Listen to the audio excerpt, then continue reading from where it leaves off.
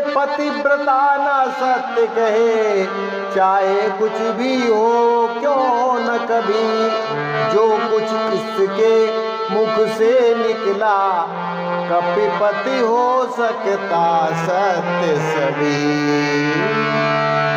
जो कुछ इसके मुख से निकला, कपिपति हो सकता सत्य सभी।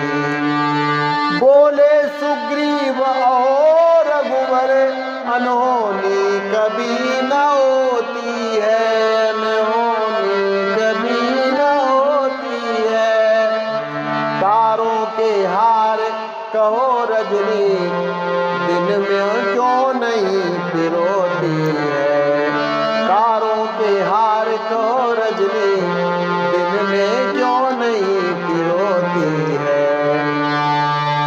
दृढ़ता से बोली सुलोचना, अति प्रबल भूप की माया है। पति की निर्जीव भुजा ने सब लिख कर मुझे बताया है। निज स्वभाव से तड़क कर कहने लगे कपीस, जब माने कपिभालु सब हंसे अगर ये शीस। जब माने कपिभालु सब हंसे अगर ये शीस। लिख दिया भुजा ने जिस प्रकार, क्यों ही ये सिर हंस जाएगा। देखेंगे सभी भालु कपि तो विश्वास मुझे हो जाएगा। इतना सुनकर रघुराई ने सोचा सुग्रीव न मानेगा। है मित्र भाव समता करके यह अपनी हट ही ठानेगा। है मित्र भाव समता करके यह अपनी हट ठानेगा।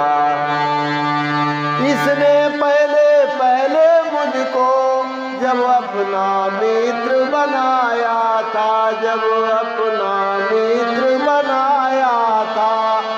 वेदन करवाए सप्त ताल, विश्वासी से तब आया था। इसका स्वभाव ही ऐसा है, इसमें कुछ इसका दोष नहीं। फिर सकल सृष्टि के जीवों में मिलता कोई निर्दोष नहीं। फिर सकल सृष्टि के जीवों में मिलता कोई निर्दोष नहीं। फिर कहा सके पहले अपनी शंका का तुम निर्वाह करो, शंका का तुम निर्वाह करो। कब सती धर्म से संभव है, अनहोनी भी स्वीकार करो। सब सती धर्म से संभव है, अनहोनी भी स्वीकार करो। शंका अपने मित्र की राघव रहे मिटाए। मेघनाथ का शीश प्रभु लिया तुरंत मगाए। इतने में सिर को संबोधन कर बोली नाग दुलारी है। हे प्राणनाथ तन मन धन से, यदि दासी सत्य तुम्हारी है। हे प्राणनाथ तन मन धन से, यदि दासी सत्य तुम्हारी है।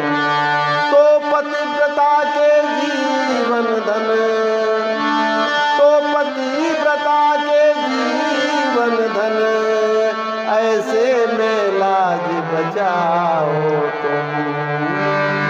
फिर अट्टहास करे एक बार, इस कपिदल में हंस जाओ तुम। फिर अट्टहास करे एक बार, इस कपिदल में हंस जाओ तुम। तुमने तपबल से रन कौशल, तुमने तपबल से रन कौशल, रामादल को दिखलाया है। तपधारी लक्ष्मण से लड़कर जगती का सुयस कमाया है। तपधारी लक्ष्मण से लड़कर जगती का सुयस कमाया है। प्रभु श्री राम जी ने कहा कि हे कपिपति सुग्रीव, सुलोचना पतिव्रता नारी है और इसके मुंह से निकला हुआ एक एक शब्द पत्थर की लकीर है, यानी सब कुछ सत्य है। तो सुग्रीव ने कहा, और रघुवर आप भी कैसी बातें करते हैं? दिन के उजाले में आपने आसमान के तारों को निकलता देखा है क्या? लेकिन सुलोचना ने दृढ़ और पक्के विश्वास के साथ कहा कि मेरे पति की निर्जीव भुजा ने ही ये सब कुछ लिखकर मुझे बताया है और ये सब योग माया की कृपा है। इस बात पर सुग्रीव भड़क जाते हैं। वे कहते हैं कि यदि कटी हुई विक्षिप्त भुजा लिख सकती है तो फिर तुम्हारे पति मेघनाथ का सिर जो प्रभु श्री राम जी के पास सुरक्षित है, जो कपिदल में है, वह हंसना गाना रोना भी तो कर सकता है।